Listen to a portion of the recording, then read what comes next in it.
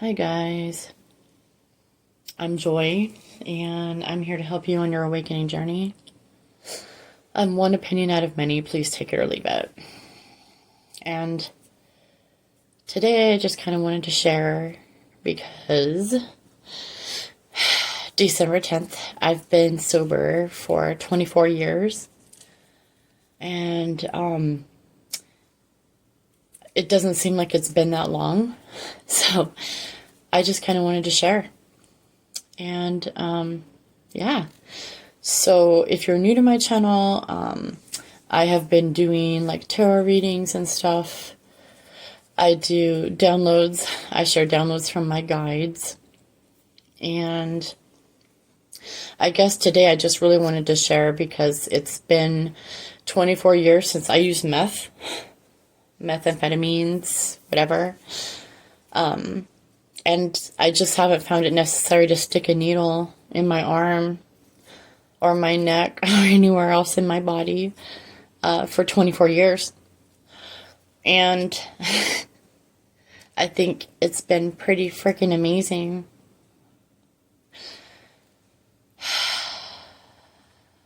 "24 years ago,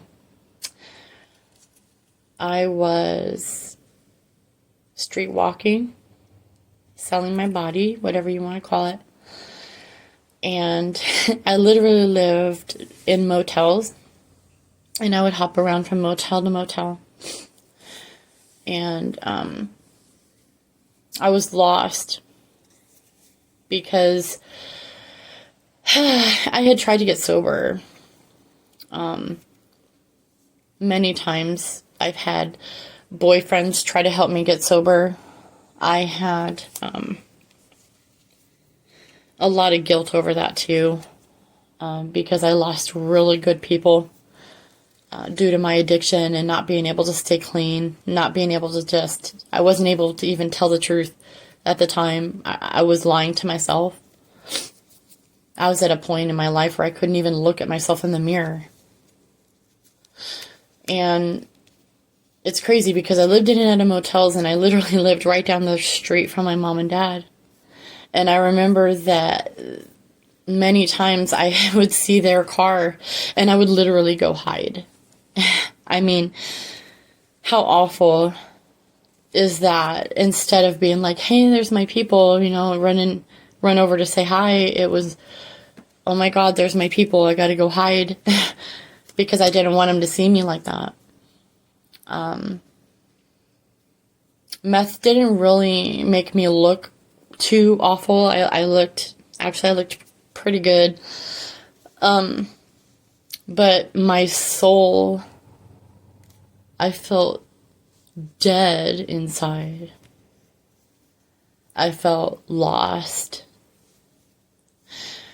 And I had tried to get sober. I turned myself into rehabs. I was turned down. I literally did everything I possibly could. God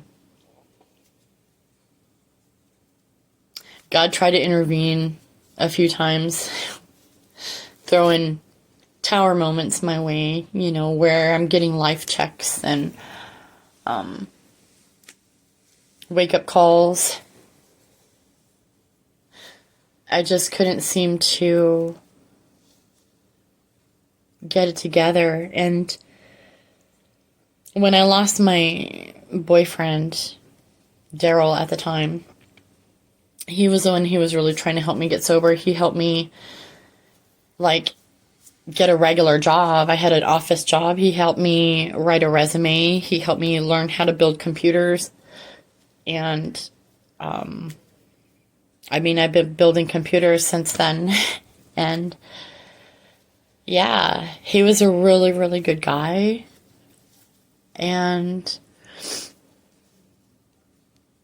I ended up lying to him, and I cheated on him. And he found out, and did the only decent thing he could do, which was leave me, of course. And I needed my consequences. Consequences are good. for learning purposes. So he ended up breaking up with me. So the year 1999 was an awful year for me. It was awful. I had gotten arrested 3 times that year. The last time it stuck, it was December 10th, 1999. That's my sobriety date.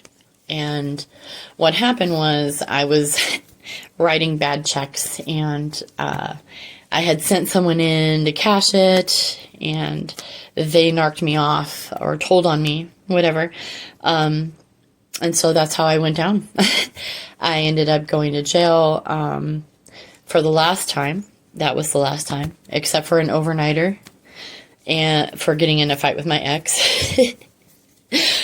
Anyways, I talk about that a lot more in my podcast, Mi Vida Loca, but this is just my share. So if you're interested in hearing my story in detail, my podcast, Mi Vida Loca, is there. But for the sake of time, I'm just going to skip through it a little bit because it's been a trip. It's been a trip. So I get sober because I get narked on, I get arrested, I'm in jail. I get sentenced to, luckily, just a county year. And I did a county year in Banning, California. I was in a treatment program called RSAT.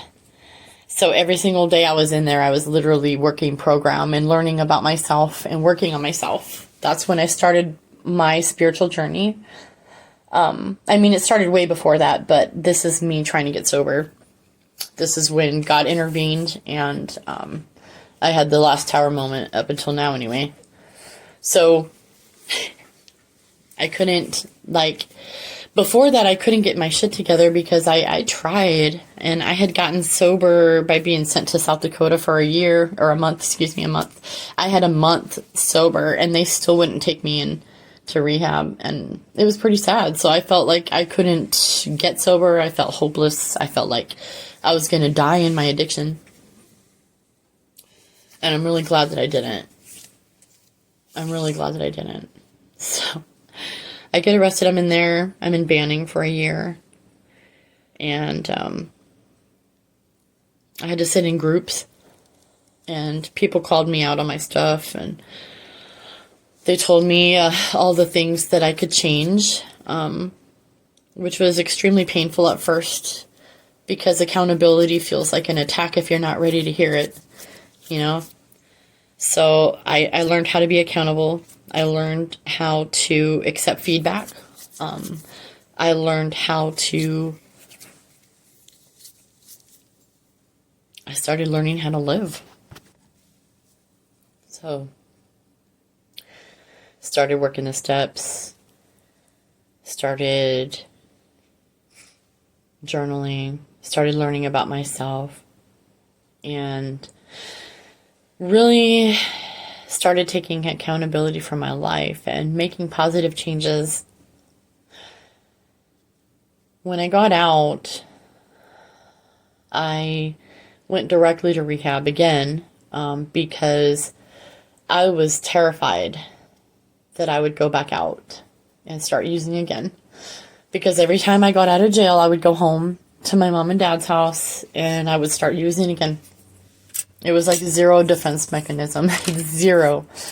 So I went to this place called Crossroads in Hemet, and I ended up being sexually assaulted, which was another part of my journey that hasn't been very comfortable for me because I didn't really understand all of the loss and pain I actually had gone through my entire life. I thought because I had worked the steps, first off, I worked the steps in rehab, which was extremely detailed.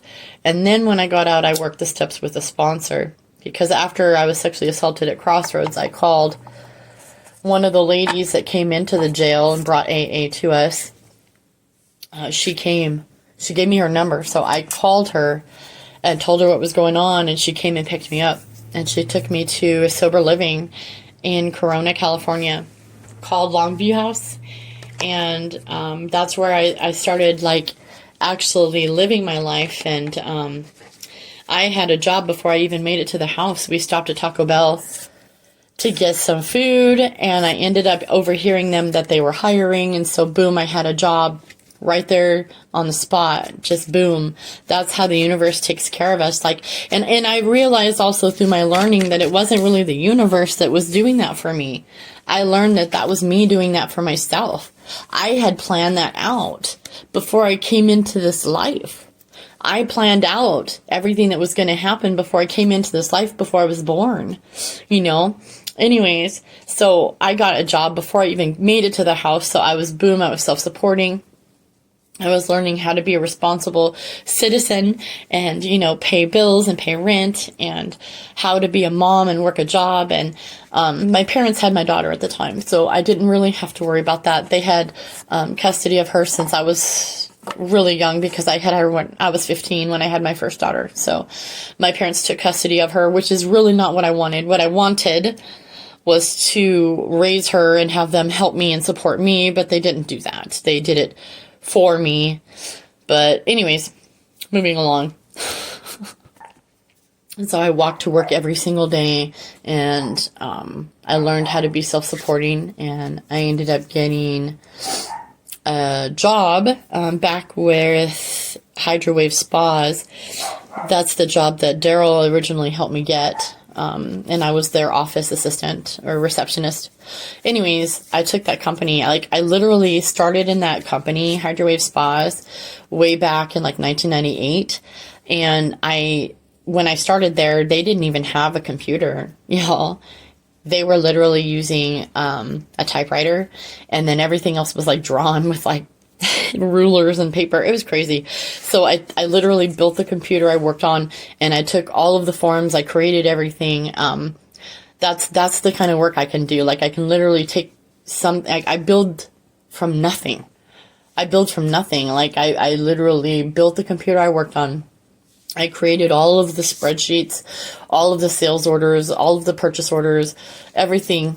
I did all that for them. Unfortunately, I don't think they're around anymore, but I did that for them. And that's the kind of person I am. You know, I have this ability to just create, and also with technology. So when I asked for my job back, I got it. You know, they knew who I was. And even though I was an awful employee for a while, because while I was working there on meth, I was in the bathroom all the time smoking meth, or, you know, sticking needles in my arm, or just not showing up at all because I didn't have the ability to show up. But they put up with a lot of shit from me back then, and I sure appreciated them. But he ended up hiring me back, and I worked there for another few years. In fact, the funny part about that was the jail I was at in Banning for a year was off of Hargrave, and that's exactly the exit I had to take to go to work for the next few years.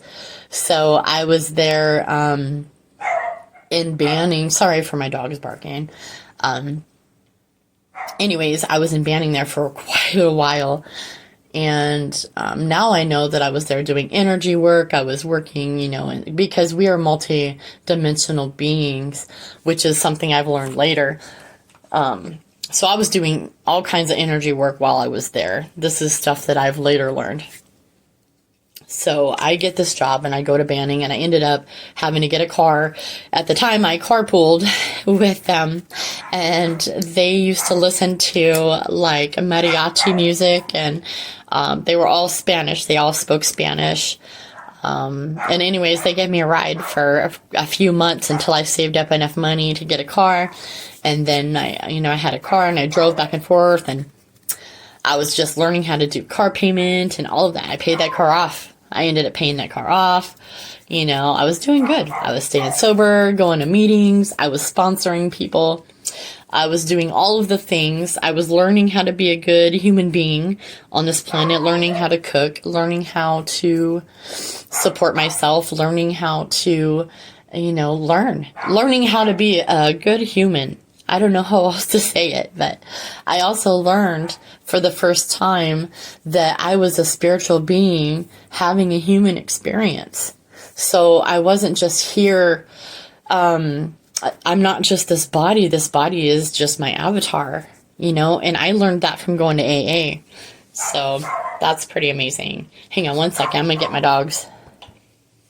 Yeah, so where was I? I was going through the steps, learning how to be a responsible human being, and working with a sponsor. And I ended up having a falling out with the people at the Sober Living. Later, I found out that I have borderline personality disorder. At the time it happened, I had no idea. I just thought I had anger issues, and I thought that I was a bad person. I'm going to be honest with you. And so I ended up having a falling out there. I left after I graduated because I had ended up going back to college, getting my Microsoft certification, which was due to Daryl's help and assistance, which I appreciate. He later on, I found out that later on, he had had a stroke, and had passed away. But he was such a good human being and helping me while I was young, trying to get my shit together, but still unable to stay sober. And I was there at Hydrowave for a long time, you guys. I ended up quitting, trying to make it elsewhere because they didn't really want to pay me a lot. I was still living in sober livings, and I was still ended up having to borrow money and this and that. And I really didn't do a lot because I was sober. I was not drinking or anything like that. I spent my money on rent, gas, and cigarettes, and eating out. And that's pretty much it. I ate out a lot. I ate all the fast foods and all of that. So I was pretty wrapped up into the social conditioning and programming still. And I was, I wasn't fully, comprehensive, or I don't even know what to say. I wasn't awake yet. I don't know how else to say it. We'll just call it that, even though I'm going to use that term loosely because of the misinformation. So when I say I woke up, it's a consciousness that I woke up to. It's a perception change in my mind. Guys, it's nothing weird. And so that's why I use wake up and the awakening very loosely.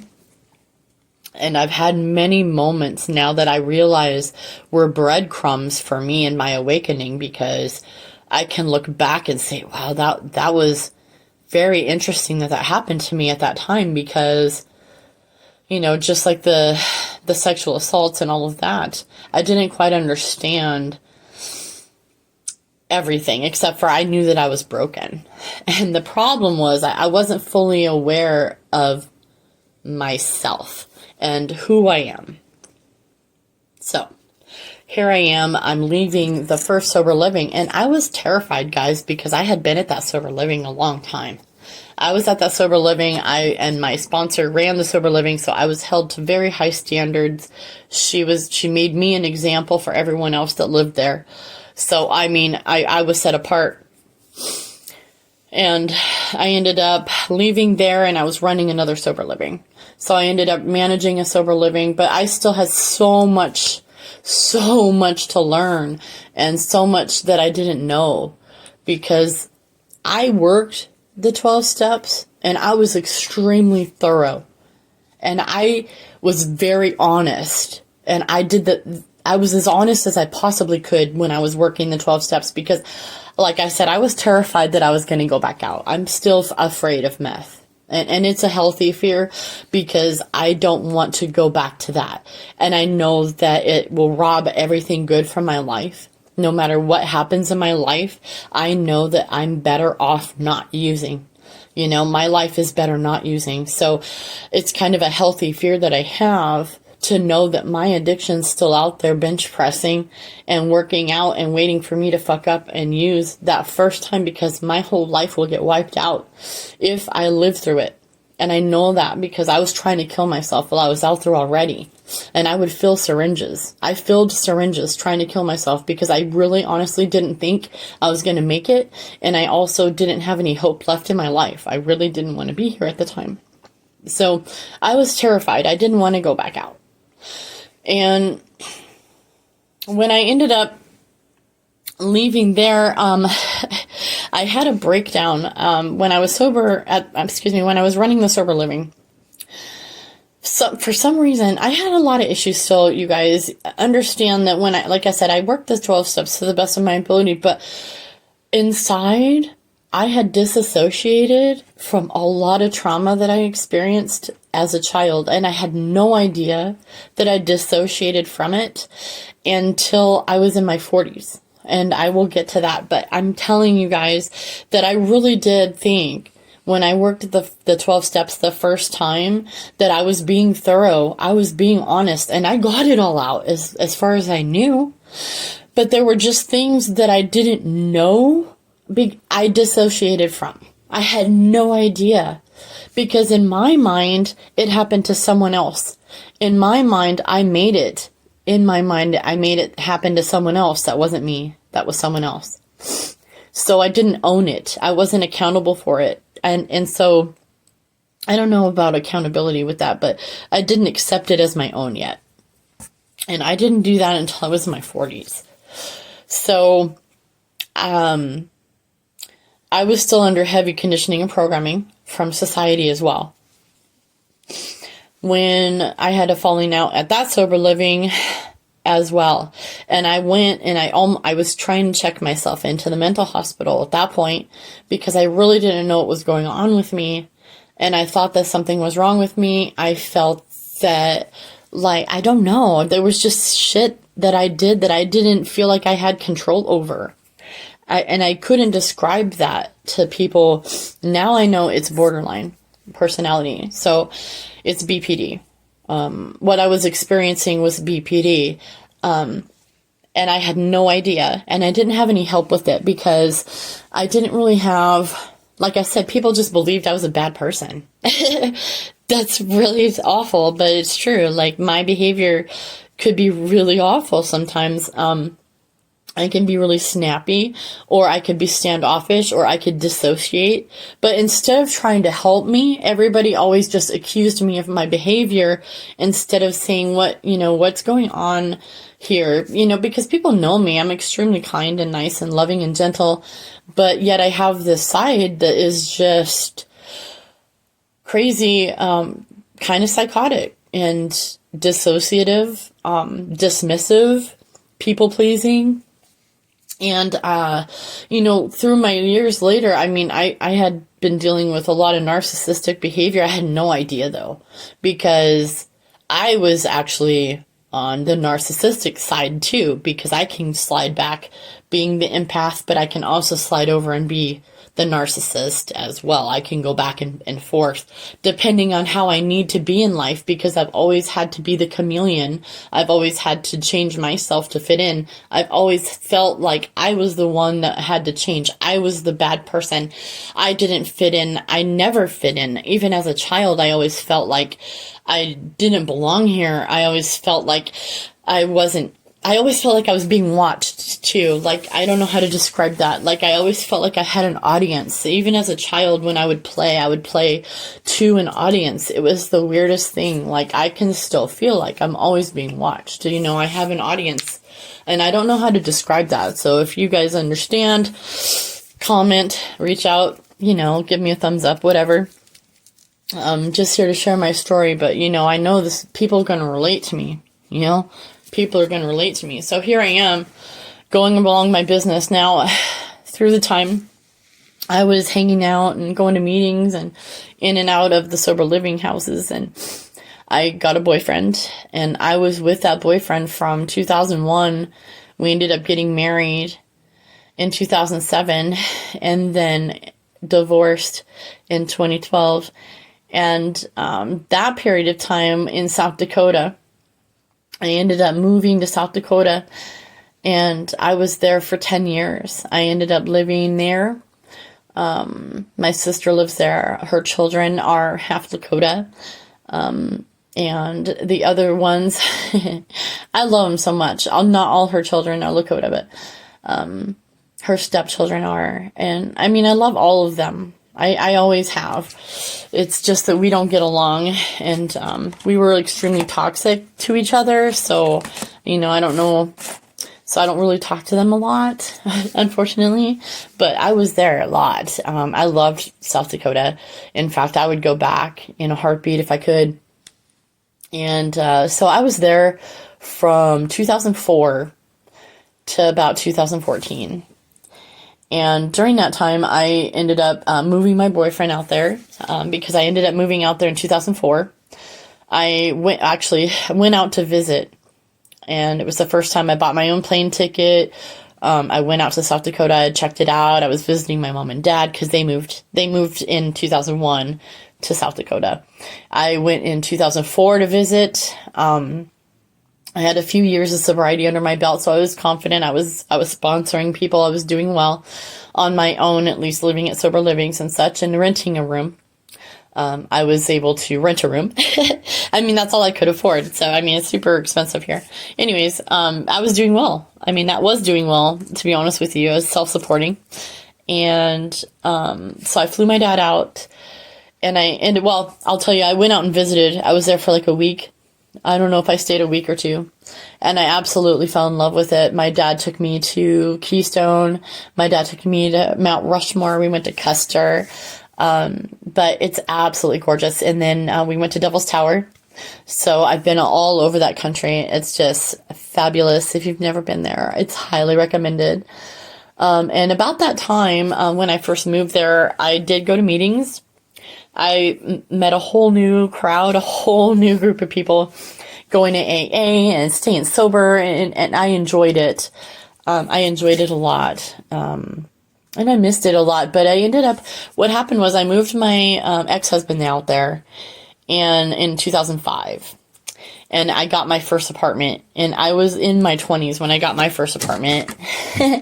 But better late than never. But yeah, I moved him out there. And we were just living our lives, but it wasn't healthy. It was not healthy. I just ended up stopping meetings, and I ended up not using or anything like that. I never used again. Nothing like that. I'm still sober. You know what I mean? So I don't use meth at all. And, yeah, my first apartment was amazing, but we were fighting, and I ended up having, I had borderline still, and I wasn't diagnosed yet. I didn't get diagnosed with borderline until 2006. I always say 2007, but 2007 is when I got married. 2006 is when I got diagnosed with BPD. And I was going to therapy because I had gotten a fight with him. He was fighting with me. He had his issues too. My ex-husband was schizophrenic and bipolar. So he wasn't on medication. He stopped medication altogether. He did not go to therapy. He didn't do anything. I did my best as far as, in that relationship, I was the caretaker. I was the masculine. I'm the one that worked. So I was the provider. I'm the one that worked and brought home the bacon and cooked it too and did all the cleaning, and I did everything. I did everything in that relationship. I might as well have been, I bought him a car. I made sure that he had cable. I made sure he had, we played World of Warcraft at the time. So we played World of Warcraft from 2007 to like 2012, 2013, maybe 2014. I played a little bit still, but I had all those distractions because it wasn't healthy. It was not healthy at all. And at the time, I still had my trauma blinders on because I hadn't dealt with my deep traumas yet. And I had no idea, you guys, I had all this deep trauma that hadn't been dealt with yet. I had no idea I was distracting. I had no idea that I had disassociated from it. And even in 2006, we got in a fight. I hit him, and he ended up calling the police on me, and I got arrested. And they were like, they took me to jail, and treated me like I was always, like I had always been beating up people and stuff. It was crazy. Like I had never, I don't really hit people. I'm always the people pleaser, but it's like I got pushed. I got pushed to a corner, and when you're pushed to a corner, you're gonna fight back. I don't care who you think you are. That person's gonna fight back. You can't just poke an animal in a cage over and over and over and not expect to get bitten, or for them to have some kind of backlash. It just is. So I ended up, basically sticking up for myself.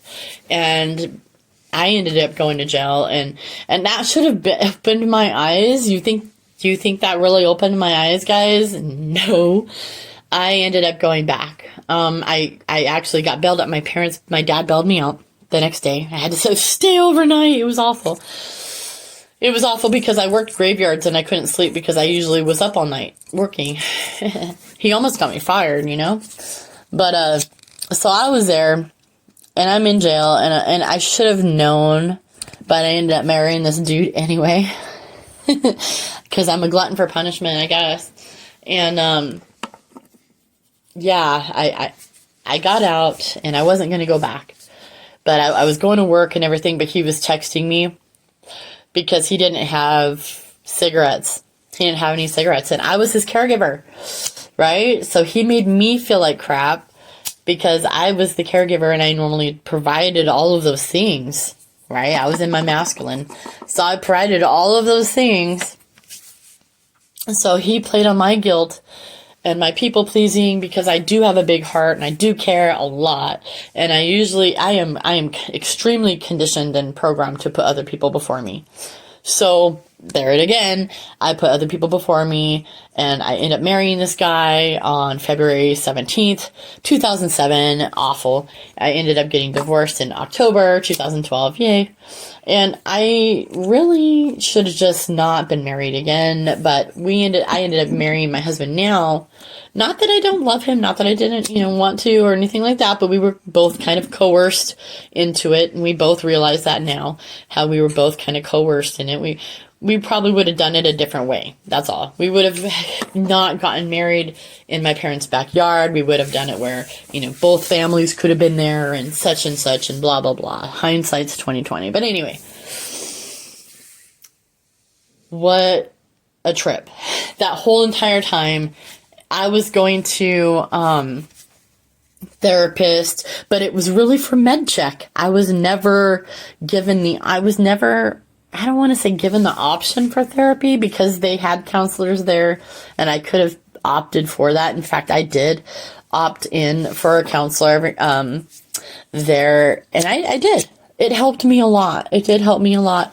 But I still, you guys, had no idea that I was running from this deep hidden trauma that I had no idea had happened. I thought it had happened to someone else. So I just wrote it off. I didn't understand that it was basically like me saying it happened to someone else when it happened to my inner child.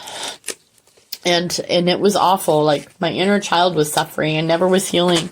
I was never healed. I was just surviving, and I wasn't thriving. I was just surviving, and I didn't understand that. I also didn't understand that I was masking, because also over the age of 40, I found out that I have autism. I'm on the autism spectrum, whatever you want to say. And more than likely Asperger's. I scored kind of high on the Asperger's test, and so I have that. I claim that because that explains a lot, because that right there, I have this blind trust with people when I first meet them, and believe me, if I knew that I had that, honestly, I probably would have been protecting myself. And, and that goes back to my mom and dad not taking care of their stuff. My parents did not take care of their trauma. They did not take care of their stuff. They took that stuff almost to their grave. My mom didn't heal her trauma and abuse stuff until I was in my 20s. And I was sober. So before that, my mom was extremely toxic, extremely narcissistic, and I had no idea. My parents I had doll syndrome. Basically, they would take me out, make the family look good, and then when I was home, I was ignored. Basically, I just played alone by myself. I didn't understand that. I didn't understand that that was trauma. I didn't understand that that was abuse. I didn't understand. There's a lot of things that I had to accept that happened that I had no idea that it was abuse. I had no idea. And I just didn't know. How was I supposed to know? I had no idea.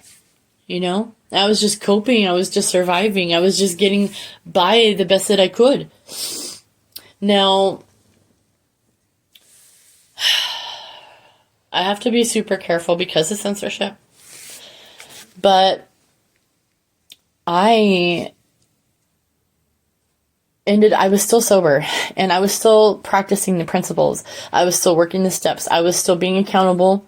I was still apologizing when I needed to. I was still holding myself accountable, being of service. How can I be of service? And I was definitely, that kept me sober, and I know that also I worked my ass off. I worked my ass off to stay sober,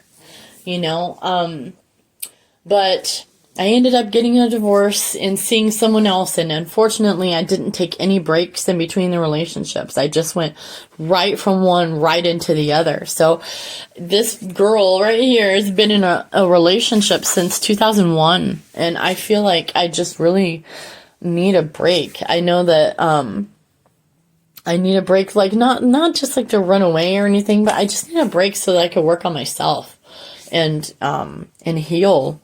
I feel like we all need to just take some time to heal if you haven't. Just running from one thing to another to another to another is autopilot. It's conditioning and programming, and it's keeping us stuck in a perpetual state of seeking. We're always seeking. We're never receiving, And it wasn't until 2020 during the lockdown when I had my awakening. And I call it that, like I said, very loosely because of misinformation. So please just take the terminology or leave it. It is what it is. I call it that because I really don't have the words to describe it. I really don't. I feel like it was April 10th of 2020. And I ended up having, I believe, my crown chakra opened. And when your crown chakra opens, it's like I got this flood of like information. Like, I don't know how to describe it. Like, all this information ended up coming down into me, and it became a part of me. And then I had to start learning how to unpack it. And it's been pretty interesting. It's been extremely interesting, you guys. The Q movement, or the 17 movement, was part of my awakening. I went through all of that. I ended up walking straight through that to the other side. So I basically went from 3D, that's part of 4D, into 5D. Just boom, I walked straight through it. Whew, and just saying, it was extremely, it's been extremely eye-opening, life-changing, mind-altering, mind-blowing, just learning how much we don't know as humans, how little we know as society as a whole, because we were hijacked, I won't be one to talk about all that here, because this platform, I'm not going to do that. But I do want to get into what happened. What happened to me? How did I go from a stay-at-home mom to a healer, a tarot reader, a light worker? How did I go from, just trying to survive as a stay-at-home mom to where I'm at now in such a short period of time, And it's because I believe what happened was I had Kundalini awakenings throughout my life. I had dropped breadcrumbs for myself. When I set up this life before I incarnated here, I set this up so that I could wake myself up and trigger myself. Now that I'm awake and I can see, and I'm gonna, like I said, take that terminology or leave it, because it's just a way of me expressing how I'm feeling without without having the proper terminology, because a lot of our language is watered down as English. They don't give us the right words. They've taken our language they've manipulated our language, you guys. So a lot of the stuff that we're describing here is we don't have English words for. Just saying. So I'll do my best. But I know I jumped from 2012 to 2020, and that's because the rest of that's in my podcast. It's been a trip, but I'm still sober, and I have still chosen to not stick needles in my arm. And, you know, a lot of people have judged me because of my past, you know, yeah, because I was a hooker and I was a streetwalker. I stuck needles in my arm. You know, I did a lot of things to survive. But you know what? I found out that I had ADHD. I had BPD. And the reason I have BPD, I guarantee, is because of the sexual abuse that I received as a child, and also the programming and conditioning that we receive. Now, if you know anything about MK Ultra, I will get into that very briefly, because that stuff's real. That stuff never stopped. They never stopped using that stuff on us. And what happened was, before the age of 6, if you have a sexual assault, it basically triggers that child. So we're more susceptible now. See, I'm more susceptible because of my sexual assaults were before the age of 6. And then boom, they put Disney on you, which has what? It has MK Ultra programming in it. So if you know, Disney was extremely tight with Werner von Braun, etc., etc., etc. That's just real, okay? And what happened to me was, I had all that happen, and I was part of social programming. And also social, what do they call that? Basically social testing on me. My mom took me to the doctors a lot. I had a lot of tests done on my body. I had to drink charcoal and get like x-rays. I had to have upper GIs, lower GIs. I had a lot of testing done to me, and I mean, I kind of feel like it's either they knew who I was before I got here, or my mom kind of had that by proxy, much as in by proxy. Sorry, I can't say it right. But one or the other, because I had a lot of testing done, and I was extremely sick all the time. You know, I had a lot of trauma. But nobody knew that. And I had no idea either until I was in my 40s, and I was looking at it like, whoa. So what happened was, I had basically been in survival mode, okay? Let's see here. I got divorced in 2012.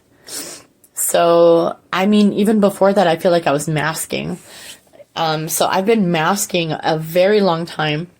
And those that deal with autism understand what masking is. I'm basically pretending to be somebody. I pretended to be a person, or I have different personas that I present to people in different situations, and I've always done that, and that's also my borderline too. So it's borderline is a complete absence of identity, and you don't have an identity. So what I do is I blend in with the people that I'm with. So unfortunately, between my autism, my borderline, and ADHD, my personality is extremely mushy, and I pick up characteristics from the people around me, because I don't have a very solid identity, because I was never validated as a child. And I didn't know that. I was never validated as a child. My feelings were never valid. My voice was never heard. I just stopped speaking because no one fucking listens to me. No one listens. And they still don't. And it's really frustrating. It's really frustrating. So if you're listening, thank you. Thank you, you know, because I've worked very hard to be here. I don't really want to die. I just don't want to hurt anymore. I know that I have borderline. I know that I'm like, I want it to end, but it's not that I want my life to end. It's that I want the pain to end. I want the pain to end. I don't want to hurt anymore. I don't want to hurt anymore. And I don't want to be hurt. I don't want to hurt anyone either. I just want to live my life in peace. And I'm tired of being controlled. I feel like I've been controlled my whole life, where other people have basically been in the driver's seat, and I'm trying to take my driver's seat back. This is my time. This is my awakening. I mean, I'm just a simple stay-at-home mom. How do I know anything? It's crazy. I just started one day. I woke up. I was like, I have an altar. And I realized that I had been using an altar to light candles on every single day and set intentions. And I was doing that by instinct. I was doing it by intuition only. And so I light candles every morning, setting intentions such as to raise the vibes, to clear my connection with my guides, to heal whoever needs healed, etc. It's whatever I want to set my intention to, and then I light the candle. And that's it. And I found out that it's kind of witchy. So here I am doing kind of witchy things that are spiritual, but it's all meshy. It's all meshed together, you guys. So during my awakening, I found out that one of the first lives, my past lives that I had started remembering was in Tibet. I was in Tibet, and I'm not sure all the details, but I was a male in that lifetime. I was, so I've done the yogis. I was a yogi in a past life. I had another past life where I was an occultist. I basically lived in the woods, and, I probably sold herbs, and I had an apothecary and, things like that. So understand that witchy spiritual things, it's all the same. It's all the same. All right. The energy is the same. Intentions are the most important thing out of everything. Sorry, I still have cold symptoms a little bit here. So here I am. Like I said, I'm a stay-at-home mom, and I'm just like, whoa, how am I remembering all of these things? Like I have an altar now. Now I have 2 altars. I have, evil eyes hanging by my front door. I do, I throw Himalayan pink salt at my door to keep low vibrations out. I've been doing just things like that by intuition. Also my cooking. I cook by intuition as well. And so it's awesome. I'm able to tap into like my ancestors. It's like my ancestors' DNA in me, because we do have our ancestors' DNA, and we're activating that, like the sun and the sun codes that are coming in, the solar flares that are coming in, the Schumann's resonance, it all plays a part. And we are all energy workers. It's crazy. Like, we are multidimensional beings. So not only are we working on the plane that you can physically see and touch, but we're working on in energy. We're working in the astral. We're working in the ethers, whatever you want to call it. We are working out there as well. We're not just this human body. We're a spirit. And once you understand that we're a spirit and energy never dies. So when our family passes away, they don't know really leaving. Okay. We just can't physically touch them. They don't have a physical body. They're now disembodied. Do you understand? They haven't left. They're not going to leave you. They don't go anywhere. They're there, and they can be everywhere at once. So if you would like to speak to whoever it is, you can do that. All you have to do is call their name and say your intention, and you can talk to them just like I'm talking right now. Literally, I'm talking to no one, but I'm going to make a video out of this recording and send it out. And hopefully people will be inspired to stay sober, get sober, reach out, learn something. Hopefully I'm activating you. I have intentions. I just want to help. I'm here to help. But I want you to understand that everybody's going to be activated like this. So if you're getting like weird dreams, weird thoughts, or you started doing weird witchy things, understand that everybody is. We're all going through activations, and it's nothing to be ashamed of. There's nothing to be guilty of. A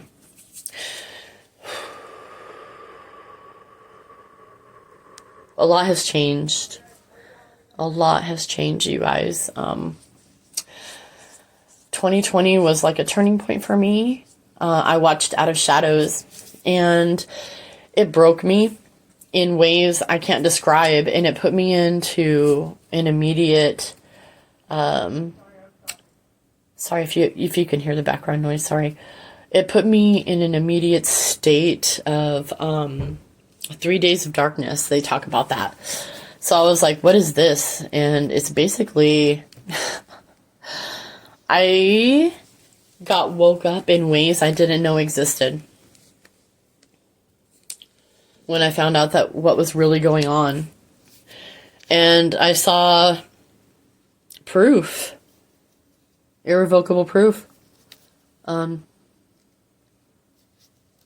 beyond anything I've ever known. And it changed who I was. It changed me on so many levels. And I have a hard time talking about it because it's extremely awful what they're doing. And we can't even talk about it openly because we'll be censored. But it had a way of pushing me right into God. And my best friend, she sent me Conversations with God. She sent me the whole series. It's a book series. I highly recommend it. Conversations with God let me know that I'm basically able to... I don't know how to put this. Every single time I was listening to my intuition, it was God.